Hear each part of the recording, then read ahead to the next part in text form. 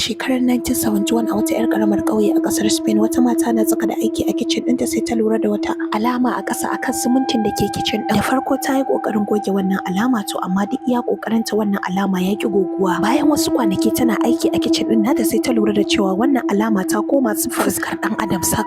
Wannan lamari ya yi matuƙar firgita ta wanda hakan ne ya sa ta buƙaci mijinta da ya tona daidai yadda alamar take sannan ya sake sa siminti ya rufe gurin. Hakan ko mijin nata ya yi to amma bayan ya yi hakan sai sabbin fuskoki iri daban-daban suka dinga bayyana a kowane sassa na gidan akan daɓen simintin da ke ƙasa. Cikin ƙanƙanin lokaci labari ya zaga ko ina har ya isa kunnen shugaban wannan ƙauye. Hakan ne ya sa ya bada umarni a je a ɓamɓaro waɗannan fuskoki domin a zo a yi bincike a kansu. Amma bayan an yi binciken sai aka gano cewa da gaske ba zana su aka yi ba a jikin simintin suke. Wasu sabbin fuskokin kuma sai suka sake bayyana a sabon daɓen da aka yi a gidan bayan an ɓamɓaro waɗannan fuskoki. Wannan lamari ya sake ɗaurewa mutanen garin kai wanda har masana kimiyya da dama sun zo sun yi bincike akan waɗannan fuskoki amma har yau babu wata ƙwaƙƙwaran bayani da za ta gamsar da mutane akan dalilin da fuskoki ke bayyana akan daɓe. Mutane da dama a wancan lokaci sun zargi matar gidan da tsafe-tsafe wanda hakan yasa suke gani idan matar ta mutu fuskokin za su ɓace. To amma har bayan mutuwar ta fuskokin ba su je ko ina ba, suna nan a cikin wannan gida har yau. Da aka taɓa saka abin naɗar magana wato recording a gidan bayan babu kowa, an fahimci cewa waɗannan fuskoki suna magana da junansu bayan babu kowa. Domin ko muryoyin mutane aka ji da dama suna magana.